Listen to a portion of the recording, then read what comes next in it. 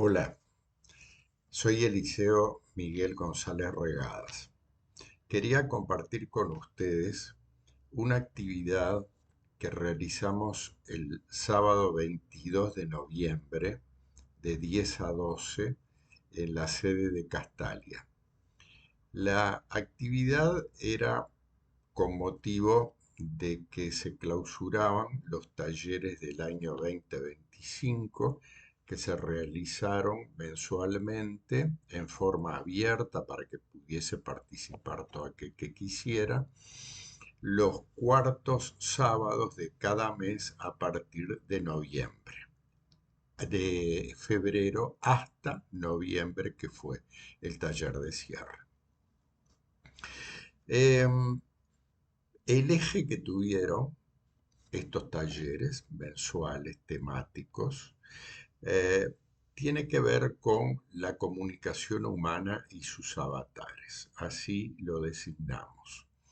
Parece algo extremadamente general, pero es muy concreto y muy preciso también, y tiene que ver sobre todo con la práctica que realizamos muchos de nosotros en equipos de salud mental o en contextos institucionales y organizacionales.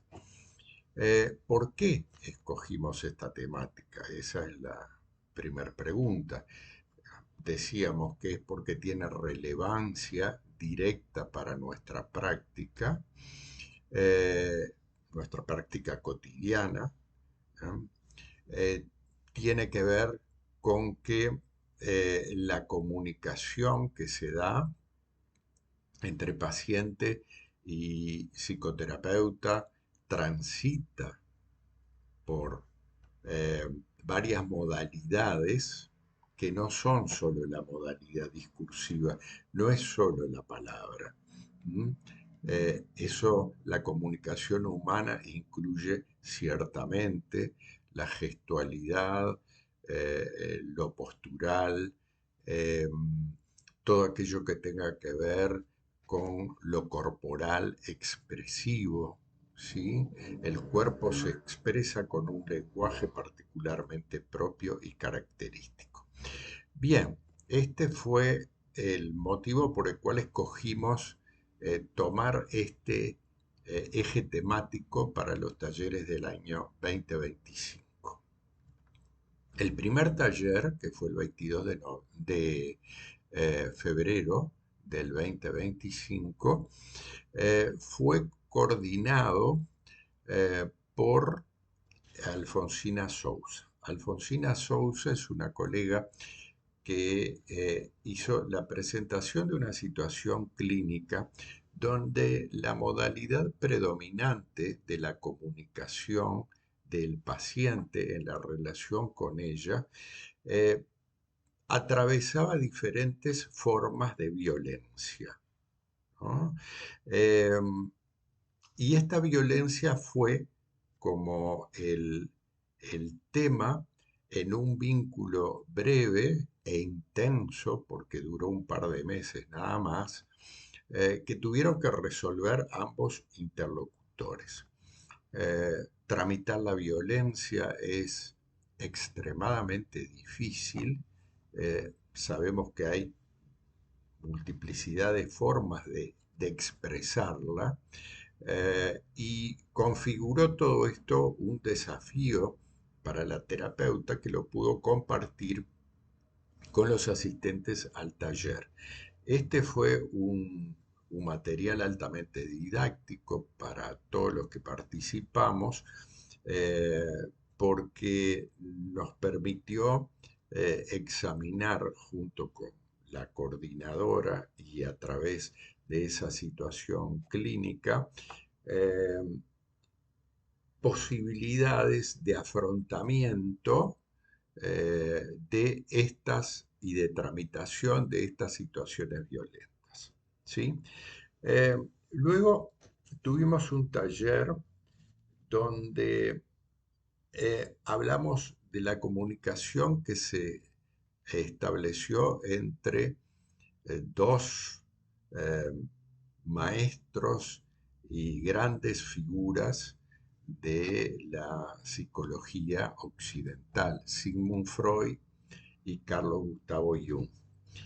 La relación entre ambos fue una relación que duró entre los años 1908 hasta 1913-14 y después muy, pero muy esporádicamente, epistolarmente hasta 1924. Se trató, paradojalmente, a pesar de ser dos grandes figuras del psicoanálisis, de un vínculo extremadamente complejo y conflictivo para ambas figuras, ¿no? Esto fue lo que nos mostraron sobre todo María José Seguane y yo que colaboré con ella haciendo los aportes que aparecían en la correspondencia entre Freud y Jung. ¿Sí? Eh, Esta relación fue también una relación fallida, igual que la anterior, y esto nos dice algo, que no aprendemos fundamentalmente de los éxitos, sino que aprendemos de los fracasos y las tribulaciones que tenemos en nuestra tarea cotidiana, que son muchas, ¿no? Y que nos involucran en nuestra persona total, ¿sí? A eso no escaparon estas figuras tan significativas como Jung y Freud. Y hay que separar tajantemente lo que ha sido la contribución de uno y otro de lo que fue la relación de uno con el otro, ¿no? Eh, Lamentablemente para el psicoanálisis, las disputas que hubieron entre ambos generaron dos escuelas psicoanalíticas diferentes, a pesar de que sus contribuciones son complementarias entre sí. A continuación, el doctor Alfredo Vares eh, nos permitió, nos dio ocasión para explorar, él que es un experto en este tema, un aspecto central de la comunicación y de las características que tuvo especialmente un vínculo de él como terapeuta con un paciente. Eh, para ilustrarnos esto, él se valió de un ejemplo muy rico, plagado de sutilezas y matices, y que tuvo que ver con una visita que ambos hicieron al monumento de la carreta de Belloni en el Parque Valle, ¿no? Esto sirvió para que el doctor Alfredo Vares ilustrase su punto de vista acerca de lo que él considera la comunicación interactiva y cómo cuando hay una comunicación interactiva ¿eh? Se genera sentido y un sentido compartido entre ambos interlocutores. El siguiente taller estuvo coordinado por el doctor Luis Vivó, eh, que hizo también un riquísimo aporte respecto a las ansiedades que son movilizadas eh, en términos comunicacionales en el marco del trabajo que realizan los equipos de salud mental en contextos institucionales. Este tipo de situaciones que también está llena de matices y que el doctor Vivó supo ejemplificar de un modo extremadamente claro y sencillo por la vía de ejemplos, de viñetas breves, fue extremadamente útil para que eh, pensáramos los asistentes situaciones a las cuales nos remitía eh, la ponencia que estaba compartiendo el doctor Vigo. Acto seguido, en el taller del siguiente mes, estuvo presente Juan Gómez. Juan Gómez estuvo presente en los dos talleres subsiguientes, o sea que eh, él hizo una gran contribución a, a las actividades de Castalia y lo que nos aportó Juan es su experiencia, su riquísima experiencia de 20 años de trabajar con poblaciones altamente vulnerables, muchas de ellas en situaciones de calle, pobreza extrema, consumo compulsivo de sustancias psicoactivas, violencia, etcétera, etcétera. De todas maneras, lo que Juan nos aportó fue los diferentes dispositivos que son capaces de contener y de permitir trabajar en un contexto normalizador a este tipo de personas que por diferentes razones, todas ellas, y por su condición de vulnerabilidad extrema, quedaron desocializadas. Eh, Esos son dispositivos y talleres que se realizan eh, en un contexto del cotidiano vivir y que apelaban y apelan en muchos casos, nos señalaba Juan, a la creatividad de los sujetos, ¿sí? Y al aspecto lúdico eh, como un componente esencial para poder introducir procesos de socialización y de construcción de convivencia, lo cual es muy importante en esta época y en el Uruguay de hoy. En una línea similar a la de Juan, en otro taller que vino después de los dos que él realizó,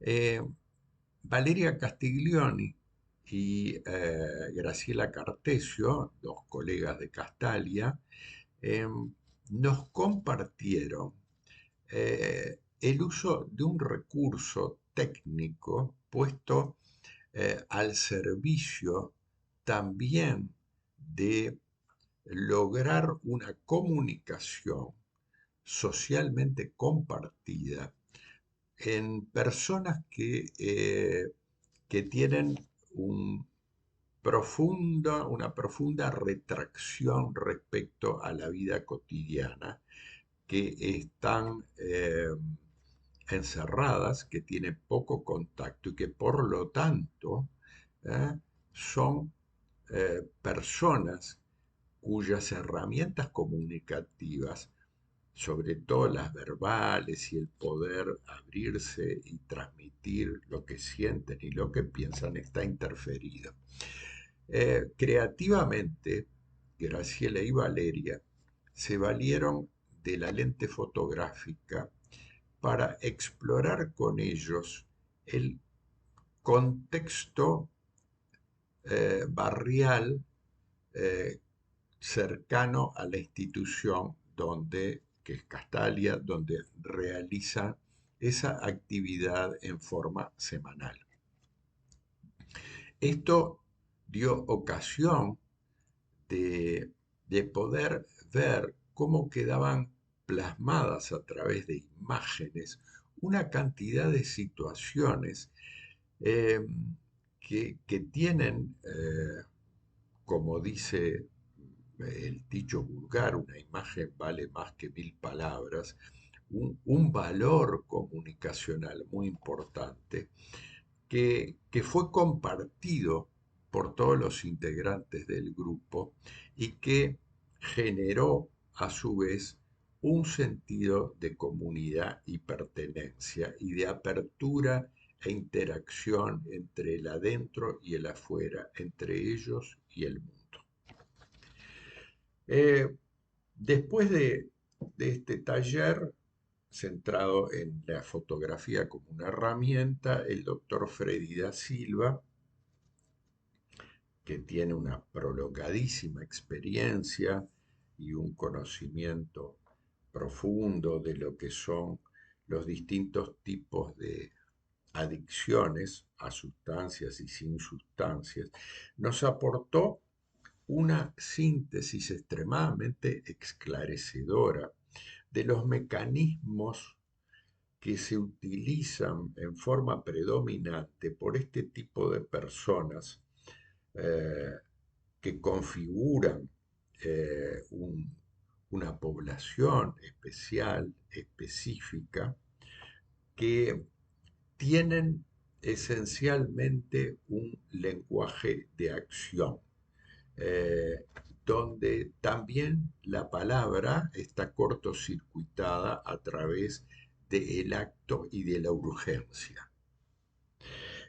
Bien, eh, antes del taller de cierre, en el mes de octubre del 2025, el doctor Federico Sacchi coordinó en nombre de Castalia para la actividad mensual que realiza la Federación Uruguaya de Psicoterapia, un taller que también es parte de este eje temático vinculado a la comunicación.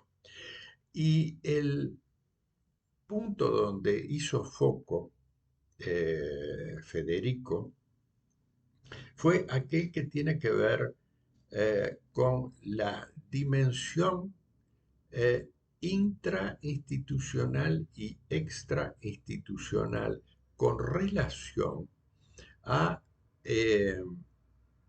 lo que viene a ser el imaginario social respecto a lo que es estar enfermo y a cómo nos podemos comunicar o no comunicar los supuestamente sanos con los que son eh, tildados de enfermos mentales. ¿eh? Eh, Él nos mostró y puso en evidencia a través de ejemplos concretos el vínculo paradojal que hay, que incide también en las prácticas comunicacionales.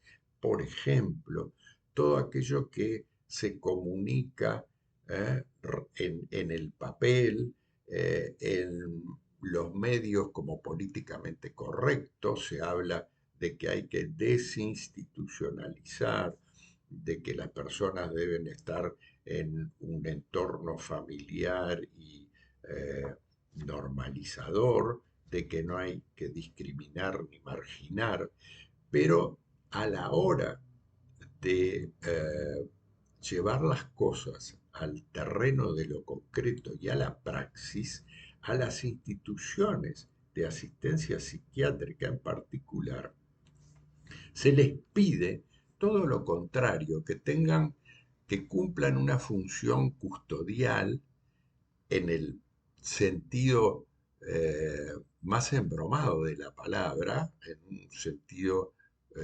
policial y de control y punitivo, y no en un sentido de cuidados frente a fragilidades y eh, vulnerabilidades específicas que tiene una población que muchas veces requiere de cuidados continuos, pero que esos cuidados continuos deben ir todos ellos en la línea de una creciente autonomización y no de una reclusión de por vida en un contexto institucional donde la pasividad campea frente a lo que es ser y asumir un rol activo en el propio proceso de reinserción familiar y social que tanto se postula y se predica y que tan difícil es llevar a la práctica. Todos los que están en estos equipos y espacios lo saben perfectamente. Bueno, finalmente, y no quiero cerrar eh, esto sin mencionarles eh, que entre taller y taller, léase entre el mes de febrero y el 30 de noviembre y fines de noviembre, no el 30, el 28 de noviembre del 2025, durante eh, el diplomado de Castalia, que es la instancia de formación que tiene Castalia para eh, los colegas que trabajan en contextos institucionales, con grupos, en equipos de salud mental, con independencia de la profesión que tenga. eh, Estuvimos examinando y profundizando eh, otros temas que tienen que ver con este eje temático de la comunicación humana. Y esos otros aspectos eh, a los cuales le asignamos un espacio relevante de reflexión y profundización en forma colectiva, grupal, para producir un sentido y construir una teoría sobre una práctica que está ahí a la mano, cercana, cotidiana. Em, las cosas que examinamos tuvieron que ver con el papel que juega eh, la categoría del tiempo, el tiempo y el espacio, ese continuo espacio-tiempo, tiempo-espacio. Y cómo esto incide de un modo central sobre diferentes facetas y momentos de la comunicación humana. También hablábamos hoy que transitamos por el examen de cuáles las formas que tiene el registro de lo corporal para comunicarse, cuál es ese lenguaje del cuerpo, que muchas veces es un lenguaje que se expresa por la vía de síntomas y no de palabras, eh, por la vía de enfermedades somáticas, pero que todas ellas tienen por la integralidad de nuestra condición humana, ¿no? Tienen una interrelación con nuestro psiquismo. ¿Ah? Y por último, eh, estuvimos viendo algo que consideramos entre todos un aspecto esencial eh, de la comunicación. Y es que para que la comunicación no sea unilateral, ¿m? Hay que oír las voces de nuestra contraparte. Y las voces de nuestra contraparte son las voces de aquellas personas que fueron pacientes en algún momento, que fueron pacientes en distintas épocas, que transitaron por, eh, en momentos de su vida extremadamente complejos y problemáticos por estar de pronto institucionalizados durante un tiempo o durante tiempos prolongados y que nos hicieron un riquísimo aporte a través de su voz y de su comunicación, y estoy hablando de documentos escritos que nos dejaron. Por ejemplo, eh, estas personas tienen que ver con Otto Gross, que fue un outsider, un marginado dentro de los primeros psicoanalistas y que eh, hizo aportes muy importantes a aspectos de la comunicación humana con relación a temáticas de género, del vínculo hombre-mujer, eh, de facetas de la relación entre uno y otro sexo y de cómo lo social, y esto nos remite también a lo paradojal que Federico Sacchi señalaba, ¿no? Cómo lo social tiende a ocuparse de opacar o de mantener ocultos ciertos aspectos por lo contradictorios que son.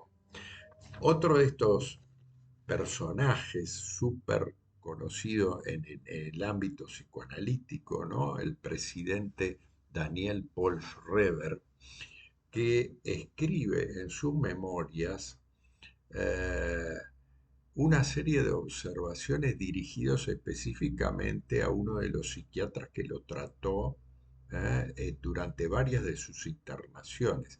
Y ahí hace una serie de observaciones que tienen que ver con la comunicación eh, paciente-terapeuta, ¿no? Eh, la persona que se ocupa de acompañar a alguien en un momento crítico como el que pasó Schreber, ¿no? Eh, y, eh, y señalan una cantidad de falencias desde la perspectiva, desde el lugar del paciente con relación a los lugares donde se ubican o donde se ubicaron en distintos momentos históricos en la relación con ellos los terapeutas. Algo similar, y este es otro de los personajes eh, que vimos, es Antonin Artaud, que escribió su famosa carta a los directores de asilos de Francia, ¿no? Eh, un enorme creador y revolucionario en materia de el teatro y formas de comunicación eh, no corrientes, ¿sí? Pero que sufrió de episodios que llevaron a que estuviese internado y tratado psiquiátricamente. Y él también se comunica con nosotros, nos deja su legado, que es esta carta riquísima que vale la pena profundizar en ella.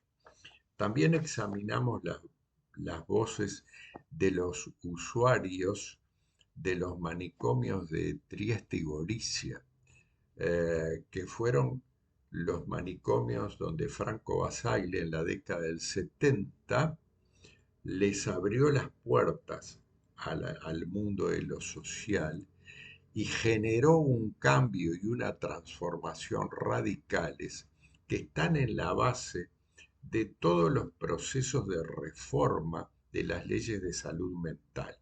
En el año 1980 se aprueba en Italia la famosa ley 180, que le dicen la ley Basaglia, que es la madre de todas las leyes que abogan por la integración social de los usuarios de los dispositivos de salud mental y por la abolición de los manicomios y de los centros psiquiátricos monovalentes, poniendo énfasis sobre todo en la capacidad integradora que tienen dispositivos como las comunidades terapéuticas y otros dispositivos intermediarios en un proceso de reinserción a la sociedad de puertas abiertas y en un fluido y poroso intercambio entre unos y otros.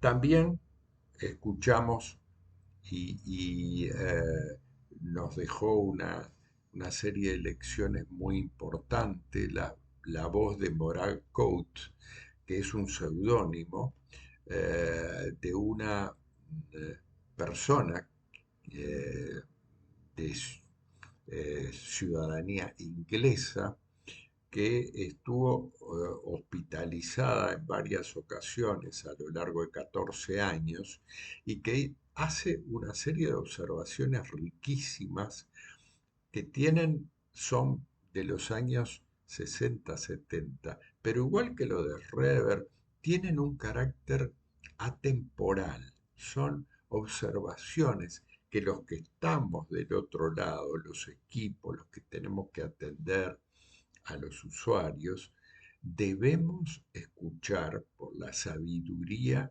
y por el don comunicativo que nos transmite. Así que un poco este fue el recorrido y esto era lo que quería compartir con ustedes. Gracias por estar del otro lado, gracias por los que estuvieron presentes y gracias por la paciencia para escuchar.